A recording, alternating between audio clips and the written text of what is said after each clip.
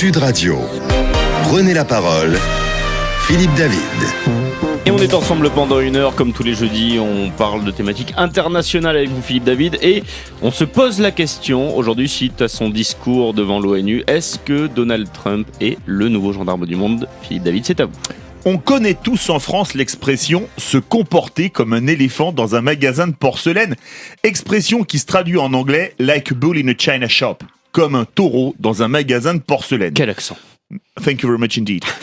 L'anglais et le français étant les langues officielles des Nations Unies, on peut se demander si Donald Trump s'est comporté à la tribune des Nations Unies comme un éléphant ou comme un taureau. En effet, le président américain a déclaré durant son discours, je cite, « Les États-Unis ont beaucoup de force et de patience, mais si on les pousse à se défendre ou à défendre leurs alliés, nous n'aurons pas d'autre choix que de détruire totalement la Corée du Nord. » Après la Corée du Nord en entrée, l'Iran a servi de plat de résistance avec les propos suivants. Nous ne pouvons pas laisser un régime meurtrier continuer ses activités déstabilisatrices et nous ne pouvons pas respecter un accord s'il sert à couvrir l'éventuelle mise en place d'un programme nucléaire. Le gouvernement iranien masque une dictature corrompue derrière le masque trompeur de la démocratie.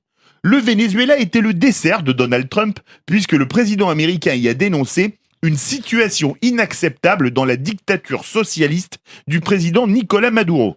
Nous ne pouvons pas rester sans rien faire. En tant que voisins et amis responsables, nous devons avoir un but pour les Vénézuéliens, récupérer leur liberté, remettre le pays sur les rails et regagner la démocratie en se déclarant prêt à de nouvelles actions sans préciser lesquelles. Donald Trump a fait le show du côté New York et on va décrypter ses propos en compagnie de nos invités qui sont Jean Le Sieur, ancien directeur de France 24, auteur du livre Un meurtre à Georgetown, la CIA et l'amour caché de Kennedy, publié chez Le Toucan. Bonjour. Bonjour. Bienvenue sur Sud Radio. Jean-Éric Brana, spécialiste des USA, auteur du livre Trumpland, portrait d'une Amérique divisée chez Priva. Bonjour. Bonjour Philippe, bonjour tout le monde. Bienvenue sur Sud Radio. Et Guy Hervier, spécialiste des USA, auteur de Great America, j'espère que l'accent va bien, qui va sortir au mois d'octobre chez Masha Publishing. Bonjour. Bonjour. Bienvenue sur Sud Radio. Tiens, on va commencer et je vais vous faire une citation. Ma politique étrangère et ma politique intérieure, c'est tout un. Politique intérieure, je fais la guerre. Politique étrangère, je fais la guerre. Je fais toujours la guerre. C'est la conclusion du discours de Clémenceau devant l'Assemblée nationale qui s'appelait à l'époque la Chambre des députés le 8 mars 1918. Jean-Éric Brana, est-ce que c'est le nouveau Clémenceau? Il fait la guerre partout, Trump, pas longtemps aux Nations Unies.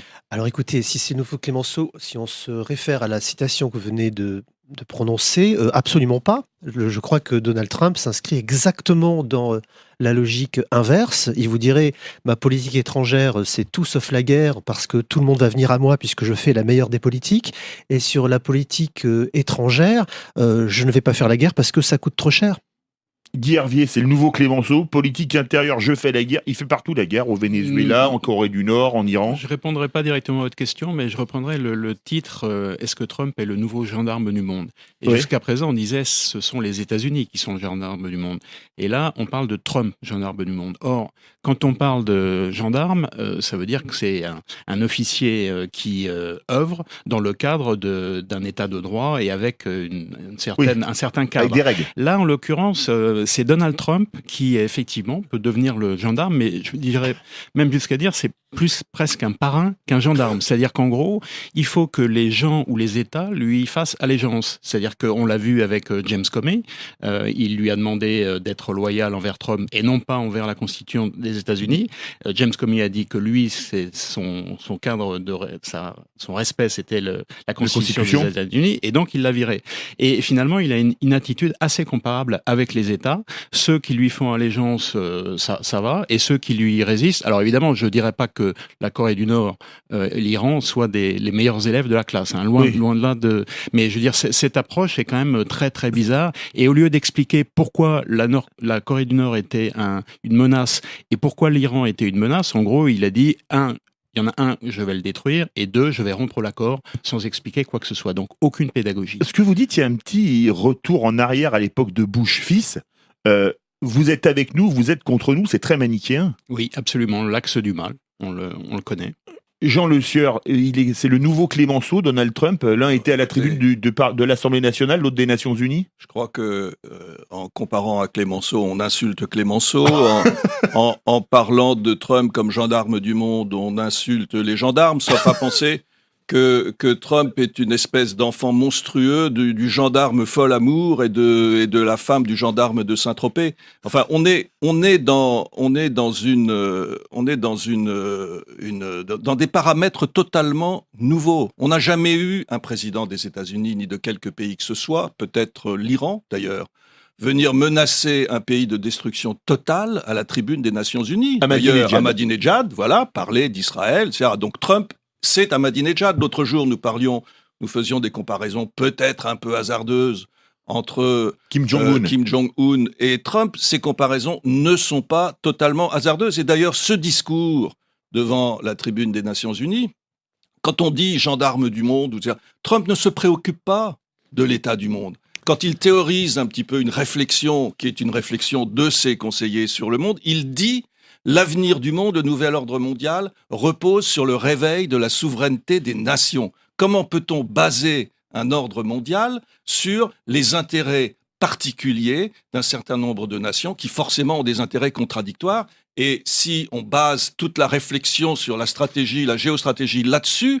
on garantit un monde en désordre et non pas en ordre. Guy Hervier, vous vouliez réagir à ce que nous disait Jean Le Sieur? Juste une petite remarque pour abonder dans ce sens-là. Effectivement, en menaçant de destruction totale ça c'est très fort. Corée du Menacer Nord, un pays de le rayer de la carte à la tribune de l'ONU, c'est du jamais vu. Non, mais surtout qu'il n'est pas vraiment sérieux. C'est ce que nous disait Jean Le Sieur. Surtout que, bon, il faudrait qu'il ait... Non, il menaçait de rayer. Oui, il faudrait qu'il ait un plan derrière. Je dirais que pour les Coréens, c'est la double peine parce qu'ils ont déjà affaire à Kim Jong-un et en plus, ils vont avoir Donald Trump qui les menace de les supprimer. Mais c'est le fait d'aller à l'ONU pour menacer de destruction totale une nation, ça va à l'encontre de l'alinéa 4 de l'article 2 de la Charte des Nations Unies. On ne doit pas utiliser l'enceinte de l'ONU pour tenir ce genre de propos. Alors, on a dit qu'effectivement d'autres dirigeants l'avaient fait avant lui, mais effectivement, si on compare Donald Trump avec Ahmadinejad, mais déjà, il y en a un qui n'a pas l'arme nucléaire et l'autre qui l'a. C'est comme déjà une vraie différence. Non, et en plus, si on examine vraiment les 7 premiers mois de la présidence de Trump, ce discours devant les Nations Unies, au fond, n'est pas un discours particulièrement surprenant. Simplement, rappelons-nous ce qui s'est passé au mois d'avril dernier, lorsque Bachar al-Assad attaque sa population à l'arme chimique. Que fait Trump? Il annonce des mesures absolument tonitruantes, en compagnie d'ailleurs du roi de Jordanie, là, lors d'une conférence de presse à la Maison-Blanche, où j'étais. Je me souviens très bien du discours, du ton de Trump. Et que se passe-t-il? 48 heures plus tard, il envoie quelques avions bombarder une base aérienne, une base de l'armée de l'air. Il tire 59 missiles de croisière. Voilà. Aujourd'hui, où en est-on? Et il promet, et il s'engage à ce moment-là, à changer totalement la donne en Syrie, que Obama d'ailleurs avait un petit peu compliqué en étant relativement inerte, et même à peu près complètement inerte. Et que se passe-t-il aujourd'hui en Syrie? Vous avez la Russie, l'Iran et la Turquie qui sont en train de régler le problème à leur façon, avec un Donald Trump totalement absent, alors qu'il allait soi-disant changer totalement la donne stratégique en Syrie au mois d'avril. Jean-Éric Brana. Je vois que le débat est parti très rapidement. Et sur avec 3 débatteurs comme vous, il n'y a pas de problème. Je voulais revenir sur la Corée du Nord avant de m'engager sur la Syrie. Je pense qu'on va pouvoir parler de tous ces sujets-là. On peut parler de la Syrie et après on parlera de la Corée du Nord plus en détail. Mais on était déjà sur la Corée du Nord. Je voulais répondre à ce qui avait été dit. D'abord, s'agissant de la destruction... Allez, on fait une salade diplomatique. J'avais la même remarque que Guy Hervier sur le fait qu'on ne doit pas dire ce genre de choses à la tribune de l'ONU, avec un bémol quand même, puisque souvenons-nous qu'à la fois Barack Obama et avant lui George Bush avaient employé quasiment les mêmes mots. C'était pas l'ONU, mais ils ont tous les deux, chacun leur tour, dit à Kim Jong-un, enfin au père, qu'ils pouvaient détruire, ils avaient les moyens de détruire la Corée du Nord. Donc il est Donald Trump dans cette logique belliqueuse d'une Amérique qui essaie de taper du poing sur la table à un moment pour faire monter la pression. Seulement là, c'est dit à l'ONU et effectivement, je me mets juste à la place d'un Coréen du Nord qui a entendu dire qu'il risquait de mourir simplement parce qu'il est Coréen du Nord. C'est quand même plus de 20 millions de personnes, 22 ou 25 millions de personnes qui ont été menacées par le président des États-Unis. Donc ce qu'a fait Donald Trump en réalité, c'est agréger cette population autour de leur dictateur parce que quand on est attaqué, on resserre les rangs en disant pourquoi est-ce qu'on est agressé comme ça. Mais regardez sur le plan intérieur, parce qu'il faut quand même se souvenir que Donald Trump fait de la politique intérieure et ne fait quasiment que de la politique intérieure, pour ne pas dire ne fait que de la politique intérieure. C'est pour ça que j'ai choisi la citation de Clémenceau, politique intérieure, je fais la guerre, politique étrangère, je fais la guerre. C'était volontaire. Et sur ce plan-là, c'était bien trouvé, puisqu'il a pris 3 points dans les sondages aujourd'hui. Tous les sondages qui sortent, que ce soit Monmouth, YouGov, Gallup ou Rasmussen, lui donnent 3 points de plus par rapport il y a 2 jours, alors qu'il n'avait pas bougé depuis 1 mois et demi, même avec des événements aussi dramatiques que Charlottesville ou que l'échec de sa réforme Obamacare au Congrès. Et là, il a bougé, et en bien pour lui. Donc les Américains lui répondent, finalement, c'est pas si mal. Oui, Guerrier. Effectivement, il a peut-être pris 3 points, mais en fait, si on regarde depuis le début, il est entre 35 et 38 et il bouge pas d'un pouce. C'est-à-dire qu'en gros, sa base, quoi qu'il fasse, il l'avait même théorisé lui-même. Il avait dit, si je tue quelqu'un sur la 5e avenue, de toute façon, il se passera rien. Et c'est exactement ce qui se passe. Donc, de ce point de vue-là, je crois que c'est pas le fait qu'il prenne 3 points, ça n'apporte strictement rien. Mais je dirais que par rapport à la Corée du Nord, et c'est vrai d'ailleurs pour l'Iran, comme c'est vrai pour le Venezuela, ou même Cuba, vous n'avez pas mentionné Cuba, puisqu'il l'a aussi parlé pendant son discours.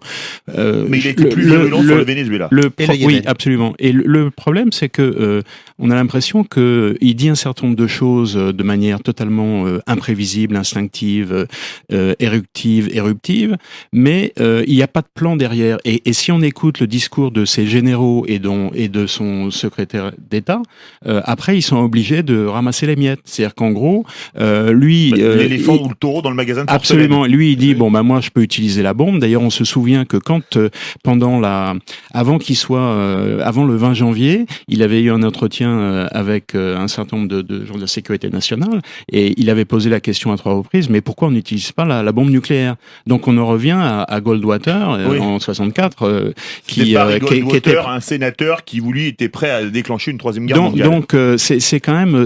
très dangereux. Et ces généraux c'est un peu à franc renversé, parce que on pourrait penser que les militaires, c'est eux qui vont pousser à faire la guerre, puisque c'est leur métier. Et là, en l'occurrence, c'est l'inverse. C'est lui. Mais en même temps, on a l'impression qu'on est au niveau de la cour de récréation. C'est-à-dire que plus que de l'ensemble des Nations Unies. Jean Le Sueur veut réagir. Oui, pour souligner que quand on écoute Trump, l'espèce de vitupérateur en chef, débiter ces insanités, il faut quand même se dire qu'y a-t-il derrière. Alors, par exemple, il a annoncé hier soir, à la sortie d'un entretien avec je ne sais plus qui à l'ONU, à une journaliste qui lui a posé la question à la volée, avez-vous pris une décision sur le traité avec l'Iran? Voilà. Il a dit oui. Et avec son petit sourire là, que je trouve moi repoussant, cette espèce de manière qu'il a de traiter les gens, que ce soit des petites gens, des moyennes gens, des gens très importants, il dit avec un certain mépris, une grande arrogance et un vide absolu de la pensée stratégique, il dit oui, mais vous le saurez plus tard. Oui, mais d'ailleurs, Jean Le sur Sueur, l'Iran, juste pour terminer, et l'Iran est un exemple de plus sur l'incompétence et au fond qui résulte qui va résulter dans un total manque de crédibilité de ce personnage qui est quand même président des États-Unis d'Amérique, leader du monde libre. Ce personnage n'est plus crédible. Vous parliez de Maduro tout à l'heure. C'est il y a 1 mois et demi, il annonçait déjà la possibilité d'une opération militaire. Absolument. À Caracas. Où en est-on de ce côté-là? Comme où en est-on sur la Syrie? Où en est-on sur l'Iran? Sur l'Iran, il a donc pris une décision et il va probablement, parce qu'il en a les moyens, puisque le traité n'a pas été ratifié par le Congrès américain, donc Obama, il peut le dénoncer, il a le droit de le dénoncer sans problème.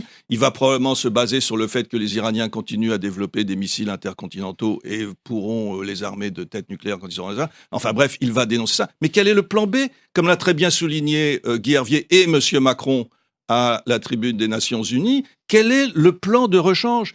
Donald Trump n'en a aucune espèce de commencement de début d'idée. On va justement se poser la question dans quelques instants sur Sud Radio. Quelles sont les perspectives de solutions aussi qui ont été proposées par Donald Trump dans son discours? Aucune, c'est ce que nous dit Jean Le Sueur. On voit ça dans un instant sur Sud Radio. Continuez de nous appeler au 0826 300 300. On revient dans un instant. Sud Radio. Prenez la parole. Philippe David. Et on évoque comme tous les jeudis sur Sud Radio la situation internationale dans Prenez la parole. Et on parle aujourd'hui de Donald Trump, de son discours à l'ONU. Trump, nouveau gendarme du monde, c'est la question que pose Philippe David aujourd'hui. Guy Hervier, vous êtes spécialiste des USA, auteur de Great America qui sortira chez Masha Publishing le mois prochain. On disait que Trump était isolationniste. Est-ce qu'on s'est trompé ? A priori, si le mot isolationniste, c'est se couper du monde, oui, parce que finalement, il est tout à fait présent dans les affaires du monde et il a pris quelques décisions. Donc, il a balancé quelques scuds. Enfin, pas quelques scuds, mais c'est des tomahawks. Hein. Des tomahawks, les scuds, c'est des effectivement, mais bon, c'est, on va dire, les scuds américains en Syrie. Il a lancé la mer de toutes les bombes en Afghanistan pour montrer aux Coréens qu'ils avaient intérêt à bien se tenir. Il a menacé la Corée déjà par des Alors, tweets, j'explique, la mer de toutes les bombes, c'est la bombe conventionnelle la plus puissante de l'histoire. Il a donc menacé la Corée du Nord. Il a quand même reçu un certain nombre de dirigeants, dont les Chinois, avec lesquels il espérait trouver, un accord et faire avancer la chose. Son premier voyage a été au Moyen-Orient, en Arabie Saoudite, donc on aurait peut-être pu espérer mieux. En termes de signature de contrat, on pouvait difficilement espérer mieux ailleurs. Faut voir. On parle de signature, faut voir après si les contrats vont suivre. Hein. J'attends. Donc il n'est pas du tout isolationniste. Le problème, c'est qu'on ne sait pas très bien où le situer. Et peut-être un dernier point, dans ce discours des Nations Unies que j'ai écouté hier, plus exactement. En fait, il y a une incohérence qui est assez étonnante, c'est que en introduction, il dit qu'il est pour des nations souveraines fortes et puissantes, en gros, qui ne pensent qu'à leurs propres intérêts, et ensuite, et donc que personne n'a à s'ingérer dans les affaires de ces États. Et ensuite, alors là, il y a la Corée du Nord et l'Iran qui sont des puissances menaçantes, ça c'est clair. Mais ensuite, ils s'attaquent au Venezuela et à Cuba, et on ne sait pas pourquoi. Donc c'est quand même très très bizarre. On va faire un tour rapidement. On disait qu'il était isolationniste, Donald Trump, Jean-Éric Brun. Manifestement, pas tant que ça. Le faire rapidement, ça va être dur, mais on va essayer. Alors, j'ai une divergence d'appréciation avec Guy et Jean à la fois sur la cohérence de la politique Donald Trump et je vais essayer de vous expliquer mon analyse en quelques mots. Je l'ai fait en quelques pages par ailleurs. D'abord, il faut savoir qu'au Parti républicain, il y a trois tendances qui s'affrontent. Et d'abord, il faut placer le contexte. Il y a des multilatéralistes, ils sont très peu nombreux, environ 15%. Il y a des isolationnistes, effectivement, qui sont environ 30%. Et il y a, depuis quelques années, un courant qui est monté très fortement, qui s'appelle des nationalistes. Et Donald Trump s'inscrit dans ce courant nationaliste. America First, America Great Again, c'était la cohérence pour lui de la représentation de ce courant qui était en train de monter. Il a ajouté à ce courant nationaliste une dimension très trumpienne qui était effectivement le non-interventionnisme avec la possibilité d'intervenir. Et comment est-ce qu'il traduit ça, lui, en termes plus cohérents, puisqu'on essaie de mettre la cohérence? Il dit simplement à ses supporters, mais moi je ne suis pas un homme politique, donc je peux réagir avec pragmatisme. Or, Guy nous disait qu'il avait entendu le discours hier. Il commence par ça dans son discours. Il dit « je ne suis pas un politicien » et il dit « les politiciens agissent d'une façon qui n'est pour moi pas cohérente ». Donc il faut s'inscrire dans une nouvelle pensée et c'est ça pour Donald Trump, la cohérence interne qui est très difficile à comprendre quand on fait la diplomatie ou de la politique classique parce qu'effectivement c'est disruptif. Il vient là encore une fois renverser la table en disant « mais le monde entier, vous n'avez rien compris. Moi, je viens vous expliquer le monde qui s'inscrit donc, je termine, excusez-moi, je ne veux pas monopoliser, mais la logique des Nations Unies qu'il a rappelé, il a même rappelé la référence Truman en disant c'était quoi? C'était d'avoir des nations qui sont fortes et qui peuvent donc aider les autres. C'était le plan Marshall qu'il met en avant. Depuis, ça s'est développé bizarrement avec du multilatéralisme pour arriver à la paix et la prospérité. Le bizarrement, c'est lui qui le dit, c'est pas moi. Et donc, il dit, je remets tout ça d'aplomb en mettant une nation nations souveraines et en demandant que toutes les nations souveraines pour ensuite m'occuper de paix et de prospérité une fois que j'aurai acquis la paix et la prospérité chez Oui, moi. mais Jean-Éric Brana, là, Donald Trump n'est pas devant ses supporters, il est devant la communauté internationale Mais non. et il n'a pas de stratégie internationale cohérente face à l'ONU. Eh bien, vous avez tout à fait raison et tort à la fois, car Donald Trump est toujours devant ses supporters. Or, là, il jouait à la maison. D'abord, l'ONU, tout le Mais monde c'est le ce que sait nous disait maintenant. Jean Le Juste Sieur tout à laissez-moi l'heure. terminer Il cette faut avoir phrase-là. une ligne Laissez-moi de juste conduite terminer. claire, diplomatiquement parlant. Laissez-moi juste terminer cette phrase-là. L'ONU, ça se passe à New York, puisque c'est sur le sol américain. Lui, il estime que c'est chez lui et qu'en plus, étant New-Yorkais, il est doublement chez lui. Mais au-delà de tout ça, il s'adresse toujours à ses supporters. Première sortie à Riyad, il parlait à ses supporters. Quand il est à Tel Aviv, il parle à ses supporters. Quand il est au G7, au G20 ou à l'OTAN, il parle à ses supporters. À l'ONU, il n'a parlé qu'à ses supporters. C'est pour ça que Comme je il le fait rappelais sur tout Twitter. à l'heure. On parle Même de si vous forme, de trouvez que c'est discours. anecdotique, 3 points de plus, moi je crois que c'est très important de penser, alors qu'effectivement, il y a deux mondes qui s'opposent et qui n'arrivent pas à bouger. Et là, je partage complètement votre analyse. Les pro-supporters et les anti-supporters sont ancrés dans leur position. 3 points, donc ça me paraît très important parce que ça n'est quasiment du jamais vu sur les événements qu'il y a dans la politique récente aux États-Unis. Jean Le Sieur, isolationniste, Trump ou pas? Mais c'est un mot beaucoup trop savant pour lui. Il ne sait même pas ce que ça veut dire. Je crois que Jean Le Sieur n'a pas de mots assez durs pour Donald Trump. Dire isolationniste. Il pourrait s'avérer, se déclarer isolationniste et puis 10 minutes après féliciter Emmanuel Macron pour son magnifique discours sur le multilatéralisme. Tiens, Trump, c'est ça. Alors quand on parle de pragmatisme pour habiller justement l'incohérence absolue de ce personnage, on dit oui, mais il est pragmatique, il s'adapte aux situations. Peut-être le pragmatisme, c'est très intelligent et très bien, mais encore faudrait-il qu'il y ait des résultats. Or, quand on parle de Trump, gendarme du monde, tiens, quel effet a-t-il eu sur la marche du monde depuis qu'il est président, avec son pragmatisme, avec... Attends, juste encore une chose, parce qu'on ne peut pas dire ça en 30 secondes.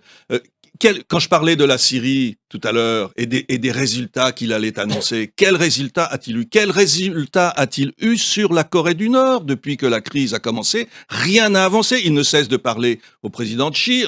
Ils se sont parlé encore au téléphone une demi-heure hier. Pour quels résultats? Sur le Venezuela, quels résultats? Alors, Jean-Éric a raison quand il dit ce que je disais tout à l'heure, à savoir que le monde, ça ne l'intéresse pas, Trump. C'est vrai, il s'adresse à l'Amérique. Et quand vous citiez Clémenceau disant « je fais la guerre à l'intérieur », c'est vrai, Trump, le principal adversaire de Trump, c'est ni Kim Jong-un, ni le président Rouhani, ni Maduro, c'est Barack Obama. Trump est obsédé par la destruction de ce que Obama a pu faire. En ce moment, on se concentre sur les Nations Unies, car il y a l'Assemblée générale des Nations Unies actuellement, mais il se passe à Washington quelque chose de très important et de très parlant en même temps. Trump est en train de négocier avec les républicains pour bricoler une nouvelle version d'une loi qui supprimerait l'Obamacare. Alors, il essaie d'acheter la pauvre sénatrice de l'Alaska qui a voté contre les projets précédents. Il essaie de convaincre le pauvre John McCain qui a... Alors, Jean Le Sieur, l'Obamacare, c'est une chose, mais il a notamment critiqué l'accord sur le nucléaire iranien qui avait été trouvé par son prédécesseur. Et ça a été qualifié d'embarrassant, il me semble. Oui, le plus embarrassant, le plus humiliant traité que les États-Unis aient jamais signé. Et il a une chance, si l'on peut dire, c'est que comme Obama n'avait pas la majorité au Congrès, que les traités diplomatiques aux États-Unis doivent être ratifiés par le Congrès, Obama avait procédé pour faire adopter le traité par l'équivalent des ordonnances. Donc, une ordonnance peut être renversée par une autre ordonnance, et donc Trump peut parfaitement dénoncer l'accord sur le nucléaire iranien sans mettre en cause la position, comment dirais-je, on va faire un tour de table sur l'Iran. Vous le croyez capable de mener une action militaire contre l'Iran? Non. Enfin, je le crois capable. Oui, s'il vit vraiment dans sa bulle, et ça va être un test intéressant, s'il vit vraiment dans sa bulle où le monde extérieur n'existe pas, oui, il pourrait faire ça, d'autant plus que Benjamin Netanyahou, qui a lui aussi des problèmes d'ordre intérieur, ne rêve que de ça et depuis des années. Mais je n'y crois pas. Enfin, je ne crois pas à une action militaire, de même que je ne crois pas à une destruction de la Corée du Nord. Même Trump sait que ça aurait des conséquences sur le plan mondial absolument cataclysmiques. Et il a, Dieu merci, quelques collaborateurs qui sont encore capables de le modérer. Sur l'Iran, c'est un grand renversement par rapport à Obama. Est-ce que vous le croyez capable d'une action militaire contre l'Iran? Bon, la réponse est non, mais je reviendrai sur ce que vient de dire Jean-Yves Brana, et là où je suis d'accord avec lui, à savoir que effectivement, où qu'il soit et quoi qu'il dise, il parle à sa base. Ça peut se comprendre quand on est candidat à la présidence des États-Unis, ça se comprend beaucoup moins quand on est président des États-Unis, parce que quand on est président des États-Unis, on est président de tous les Américains. Or, sa base ne représente que, je dirais, 35%, bon an, mal an, du corps électoral, des gens qui ont voté. Et on est président du monde, donc d'une c'est certaine très, façon, très comme il ne inquiétant. cesse de le Maintenant, alors, je répondrai à votre question sur l'Iran juste après. Pour la Corée du Nord, finalement, c'est ce qui arrive, comme le disait Jean Le Sueur, ce qui arrive, c'est finalement le résultat de son échec total. C'est-à-dire qu'en gros, il a menacé la Corée du Nord, il ne s'est absolument rien passé. Il a fait survoler la péninsule coréenne la semaine dernière par des bombardiers furtifs B1 et des chasseurs F-35. Bon, je suis content de l'apprendre. Je suis content de montrer les muscles. Je suis content aussi de savoir qu'il n'a pas utilisé ces bombardiers pour larguer des bombes nucléaires. Mais en fait, finalement, sa seule cartouche dans cette affaire, c'est quoi? C'est la Chine. Il faut qu'il arrive à influencer la Chine pour que la Chine puisse influencer sur la Corée du Nord. Enfin, la riposte de la Chine, je vous coupe, c'est que quand les Américains ont survolé la péninsule coréenne, ils ont fait des manœuvres militaires communes, la marine chinoise, la marine russe, et aujourd'hui, il y a des bateaux chinois dans le port de Vladivostok. Oui, non. Donc, c'est peut-être pas vraiment un succès. Mais ce que je veux dire par là, c'est que en fait, c'est l'aveu de son propre échec. La Chine n'a pas bougé d'un iota sur la Corée du Nord. On le sait pourquoi, parce qu'elle ne veut surtout pas de réunification de la Corée et en gros d'avoir à sa frontière une Corée qui ne lui serait pas favorable. Donc elle a envie d'avoir cette espèce de tampon de la Corée du Nord. Et pour la Corée du Nord, on sait très bien que la bombe atomique, c'est son assurance vie. Donc les choses sont très claires, mais finalement, il n'a pas réussi à faire avancer la Chine d'un iota sur ce problème. Maintenant, sur l'Iran, finalement, il a, pour rebondir sur ce qu'il disait Jean Le Sueur tout à l'heure, il a effectivement répondu à une question qui lui était posée sur est-ce que vous avez pris votre décision sur l'Iran, et en fait, il se croyait encore dans une émission de télé-réalité. Il a dit oui, mais je vous le dirai quand, en gros, ça me fera plaisir. Un peu comme il avait dit sur l'Afghanistan. Je vous dirai pas quand ni comment, parce que finalement, ça fait partie de l'imprévisibilité qui fait ma force. Mais en gros, on sait même pas s'il a pris sa décision. Il a dit qu'il l'avait prise, mais on sait même pas s'il l'a prise. Et en plus, imaginons par exemple qu'il ne soutienne pas cet accord qui a été signé, non pas seulement par les États-Unis, par d'autres pays, la France, l'Allemagne. Finalement, qu'est-ce qui va se passer? Il va refiler le bébé au Congrès, qui va devoir se dépatouiller avec ça, éventuellement voter des nouvelles sanctions avec l'Iran, mais qui n'auront pas d'effet parce que les entreprises américaines n'ont quasiment plus d'échanges avec l'Iran. Et donc, qu'est-ce qui va se passer éventuellement? C'est que il va peut-être, imaginons que le Congrès remette des sanctions sur l'Iran, ça va être les entreprises étrangères qui seraient susceptibles d'être... Boeing avait recommencé à travailler avec Iran Air, par exemple. C'est relativement faible. Oui. Donc, en gros, il va refiler le bébé au Congrès. Si le Congrès n'arrive pas à trouver une solution, il va le critiquer. Et s'il arrive, on arrive à quelque chose. Donc, c'est toujours... Si on prend l'Obamacare, c'est exactement le même processus. Il avait dit, quand il est arrivé au pouvoir, l'immigration, il avait dit, vous allez voir, je vais vous faire un nouveau Trumpcare qui va être parfait, ça va être facile. 9 mois plus tard, il ne s'est rien passé. Et c'est de la faute du Congrès. Jean-Éric Brana, vous croyez à une frappe contre l'Iran ? Pour répondre à cette question, il faut distinguer la forme du fond. Qu'est-ce qui s'est passé à l'ONU? C'est les États-Unis qui parlaient, c'est pas uniquement Donald Trump. Alors avec Donald Trump, on peut répondre ce qu'on veut en parlant du personnage, ça a été fait largement depuis tout à l'heure. Avec les États-Unis, on regarde la population, est-ce qu'elle veut? En élisant Barack Obama, la population avait déjà dit clairement qu'elle ne voulait plus entendre parler de guerre. Enfin, elle veut bien qu'on la défende, mais elle veut plus en entendre parler. Et Barack Obama, qui s'était retiré du maximum de terrain d'opération dont il pouvait se retirer, avait quand même remplacé par des drones, par un service de renseignement, par des interventions de barbouzes, pour faire simple. Mais les gens n'en entendaient plus parler, les gens étaient très contents comme ça. Donald Trump ne va pas rompre cette logique-là parce que c'est la logique actuelle et que le peuple américain n'a pas changé d'idée depuis Barack Obama, même s'il a changé de président. Alors on se trouve avec un président qui en plus n'a pas spécialement envie d'aller faire la guerre, il l'a dit pendant la campagne et c'est pour ça que les militaires l'ont soutenu d'abord, parce que je rejoins Guy qui expliquait tout à l'heure que les militaires ne veulent pas spécialement faire la guerre. Donc non, il ne veut pas intervenir ni en Corée du Nord ni en Iran. En revanche, et il l'a dit à son discours de l'ONU, et je vais en terminer là, quand la résolution 2371 des Nations Unies est adoptée, il se tourne vers la Chine en disant c'est à vous maintenant de la faire appliquer puisque c'est vous qui avez dans les mains 92,5% du commerce avec la Corée et que vous pouvez couper. Et avec l'Iran, il voudrait bien se retirer, mais il peut pas parce qu'il n'est pas tout seul. Donc même s'il peut décider, les autres continueront sans lui. On revient dans un instant sur Sud Radio pour évoquer ce sujet. Trump, nouveau gendarme du monde. À tout de suite sur Sud Radio. Sud Radio. Prenez la parole. Philippe David. Et il nous reste encore un peu de temps pour évoquer cette situation internationale, ce discours de Donald Trump devant l'ONU. On a parlé de l'Iran, on a parlé de la Corée du Nord. Philippe David, on va prendre maintenant la direction de l'Amérique latine, car ça aussi, Donald Trump en a parlé devant la communauté internationale. On en parle avec Jean Le Sieur, ancien directeur de France 24, auteur de Un meurtre à Georgetown, la CIA et l'amour caché de JFK, publié au Toucan.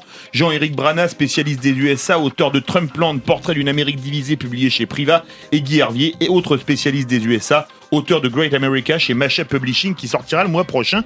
Dans son discours, il a dit, je cite pour parler du Venezuela, « Nous ne pouvons pas rester sans rien faire. En tant que voisins et amis responsables, nous devons avoir un but pour les Vénézuéliens, récupérer leur liberté, remettre le pays sur les rails et regagner la démocratie en se déclarant prêt à de nouvelles actions. » Jean Le Sieur, est-ce que c'est pas un grand retour de la politique des coups d'État militaires américains en Amérique latine? On avait connu au Guatemala contre Arbenz en 54, en Argentine en 76, au Chili en 73, au Brésil en 64. C'est le grand retour des coups d'État de la CIA en Amérique latine? C'est d'abord une extraordinaire contradiction supplémentaire dans le discours de Trump, qui d'un côté, dans le même discours, dit l'avenir du monde dépend de la renaissance de la souveraineté des nations, et au Venezuela, comme en Corée du Nord, comme en Iran, comme etc., Trump met la souveraineté de ces nations-là sous le tapis. Voilà. Deuxième chose, donc comment peut-il être crédible? Comment ce personnage peut-il être crédible? Maintenant, pour remonter aux années 50 et 60, Et 70. Quand la CIA, et 70, Chili, oui, quand la CIA Et l'Argentine. et les multinationales américaines étaient absolument toutes puissantes. D'ailleurs, j'en parle abondamment dans mon livre sur Mary Mayer et John Kennedy, parce que c'était cette époque-là. Et John Kennedy a certainement été assassiné par des gens qui ne pouvaient pas supporter que John Kennedy remette en cause, avec l'Alliance pour la liberté et un certain nombre de mesures, John Kennedy remettait en cause, justement, la mainmise de la CIA et de l'Amérique en général sur l'Amérique latine. Aujourd'hui, on est dans un univers totalement différent. C'est-à-dire que, d'abord, la CIA n'est plus ce qu'elle était. Certains le regrettent, et on peut le regretter d'ailleurs quand on voit l'état de certains pays dans le monde. Mais la CIA n'est plus ce qu'elle était depuis déjà une bonne quarantaine d'années. Et puis l'économie ne fonctionne plus de la même façon. Donc, encore une fois, Trump menace Maduro, et au nom du respect des droits de l'homme, il a évidemment raison non pas de menacer Maduro, mais de souligner que ce pays, qui était un pays extrêmement riche, va totalement à volo, que les gens ne sont pas libres, enfin, etc., etc. Mais l'importance, quand on fait de la politique, et à ce niveau-là, c'est d'être crédible, c'est d'avoir un discours crédible que le monde entier peut écouter et prendre au sérieux. Comment voulez-vous prendre au sérieux ces paroles sur Maduro, alors qu'il y a déjà un mois et demi, il avait menacé une opération militaire.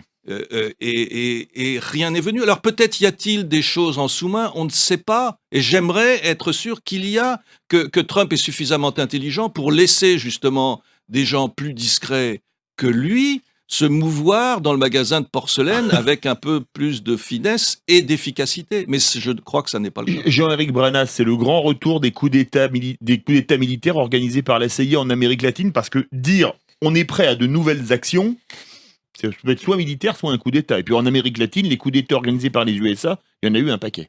Alors moi, je ne vais pas vous surprendre, et tout ce que je dis sur ce micro, dans ce micro depuis que je viens, je vais vous dire non, tout de go, mais ensuite je vais essayer de vous expliquer un petit peu pourquoi. Donald Trump ne s'intéresse pas au reste du monde. Alors la question qu'il faut se poser, c'est pourquoi fait-il une obsession sur le Venezuela? Je crois que si on pose la question de cette façon-là, on va apporter une autre réponse. Ce n'est pas spécialement vis-à-vis de l'Amérique latine, même si Rex Tillerson et Pence ont été assez actifs vis-à-vis des pays d'Amérique latine pour expliquer qu'ils s'occupaient du problème vénézuélien et qu'ils étaient en accord avec tout le monde pour laisser toutes les démocraties latino-américaines se développer tranquillement, puisque il faut le dire aussi, les pays d'Amérique latine ne sont pas spécialement en accord avec ce qui se passe Au Venezuela. au Venezuela. Mais au-delà de ça, à qui, encore une fois, parlait Donald Trump? À sa base. Comment est-ce que sa base a compris cette partie du discours? Bah, elle a compris, elle a retenu, comme la plupart d'entre nous, en creux, qu'il attaquait le socialisme. Il vous a pas échappé quand même qu'on sort d'une campagne électorale dans laquelle il y a eu 2 événements majeurs. La première, c'était le phénomène Trump qui explosait, mais en face, il y avait un autre événement qui s'appelait Bernie Sanders. Oui. Et Qui était moi, la j'ai gauche été... du Parti Ah démocrate. oui, et je me souviens comme d'autres d'ailleurs, nous avons été souvent interviewés sur les plateaux en disant alors est-ce que le communisme s'installe aux États-Unis, ce qui était quand même une rupture avec tout ce qu'on a pu expliquer moi à mes étudiants par exemple depuis que j'enseigne. Et il se trouve qu'aujourd'hui, l'homme politique le plus populaire aux États-Unis s'appelle justement Bernie Sanders. Et quand on regarde les derniers sondages encore il y a 3 jours, il se trouve que le Parti démocrate a un réel problème parce que sa base libérale, c'est-à-dire très à gauche, est en train de l'emporter par rapport à ce qu'on appelle les conservateurs du parti, l'establishment exactement, qui est en une portion réduite. D'ailleurs, c'est bien ce qui embête Hillary Clinton en ce moment. Dans toutes ses interventions, on l'attaque aussi là-dessus. Et Donald Trump est en campagne électorale. Et je pense que ça a échappé à personne. Guy en parlait tout à l'heure en disant c'est bizarre son attitude pour un président, mais c'est pas un président, c'est un candidat. Il est candidat en 2020 et il est déjà, par exemple, demain, il sera en Alabama pour un C'est la grand candidature meeting. permanente. Oui, c'est ça. Et c'est ce qu'il a fait. Il a expliqué à ses futurs électeurs qu'il y avait un grand danger dans le monde, c'était le socialisme, qui est en train de se développer aussi. Aux Enfin, les États-Unis. idées qui sont en train de se développer aux États-Unis et qui sont son opposition la plus forte. Guy Hervier, le retour des coups d'État militaires ou de la CIA en Amérique latine, ça va se refaire avec Trump? Non, j'y crois pas une seconde parce que effectivement, l'époque d'aujourd'hui n'est pas la même époque qu'on a connue il y a 30, 40 ans. Le monde a complètement changé. Donc, et les intérêts des entreprises américaines ne sont plus du tout celles qu'elles étaient. D'ailleurs, si on prend les grandes entreprises américaines, elles ne se définissent plus comme des entreprises américaines, mais comme des entreprises globales. Donc, je répondrai à Jean-Éric Bradin. Effectivement, il l'a dit lui-même, Donald Trump n'est pas président des États-Unis. En tout cas, il se comporte pas comme un président. Donc, c'est quand même assez grave parce qu'il faudrait lui rappeler qu'il l'est depuis 9 mois, même s'il a été élu avec une minorité de voix.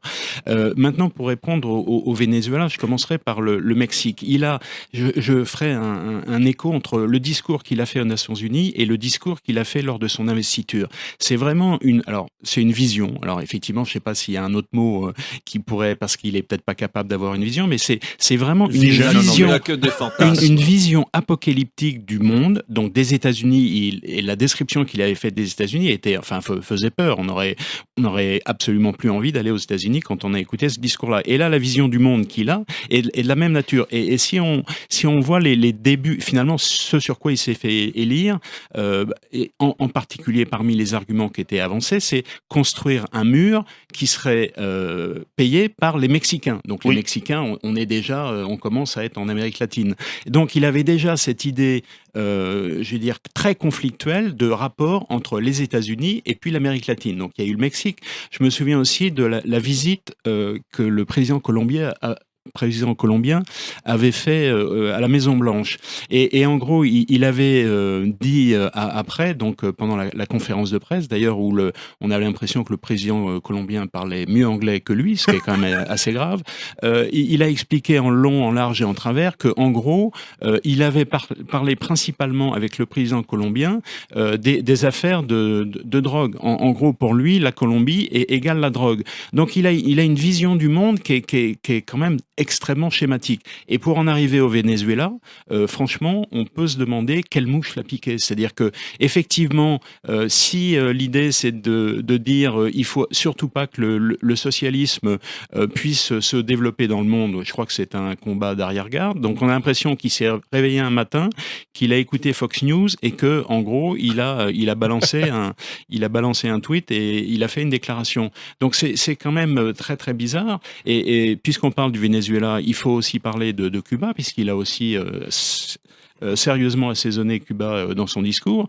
Et je crois que j'ai plus ces mots en tête, mais en gros, il a dit que le problème de Cuba n'est pas qu'il avait mis en œuvre le socialisme, mais qu'il l'avait mis en œuvre faithfully, c'est-à-dire de manière avec de la foi. Et donc, mais franchement, je vois pas en quoi ce problème est pour l'instant préoccupant. Enfin, c'est vraiment là du Trump à l'état pur. C'est l'instinct. En gros, on dit ce qu'on pense. On est contre le politiquement correct. Donc, la seule manière d'être contre ça, c'est de faire du politiquement incorrect et en gros de dire ce qui va choquer. C'est quand même très bizarre. Justement, la réponse du Venezuela n'a pas tardé, puisque la présidente de l'Assemblée nationale constituante, Delcy Rodriguez, a réagi. Le chef de l'Empire est arrivé aux Nations Unies. Le discours du président américain a montré de sérieuses menaces pour la paix et la sécurité nationale. Qu'est-ce que les Nations Unies ont à dire à ce sujet? C'est vrai, Jean-Éric Brana, que font les Nations Unies au final face à de tels propos devant son Assemblée? Alors la question, c'est à quoi se servent les Nations Unies? Là, vous nous faites du De Gaulle, c'est un machin. Mais c'est ce qu'a fait Trump aussi à la tribune. Il a posé exactement la même question. Regardez l'image quand même du début de cette Assemblée générale. On avait le PDG qui est venu, puisqu'il s'est comporté en PDG. Il était assis à côté du secrétaire général. Il lui a demandé des comptes. Il a expliqué que niveau bureaucratie, c'était pas terrible. Et qu'il était OPA sur l'ONU. Et qu'il était le premier contributeur. J'allais y venir, c'est ça. Niveau employé, ça marche pas très bien. Niveau finance, écoutez, c'est le bordel. C'était ça. Donc, à quoi servent? Et il a expliqué ensuite. Il dit, vous savez, si vous aviez rempli votre contrat, c'est-à-dire qu'il y avait la paix dans le monde, moi je veux bien payer tout ce que vous voulez, mais comme c'est pas le cas, écoutez, on va répartir les finances différemment. Il a remis en cause la gouvernance en expliquant qu'il y avait des gens qui s'asseyaient au Conseil de sécurité et qui mettaient en cause les droits de l'homme. Voilà, il a donné des cartons rouges partout en disant, monsieur le secrétaire général, bon, vous commencez, c'est très bien, mais vous avez intérêt à me régler un petit peu tout ça parce que ça va pas. Jean Le Sieur. Oui, mais enfin, là encore, on peut justifier, excuser, expliquer le comportement de Trump par le fait que oui, des fois, il est assez distrayant dans ce qu'il dit.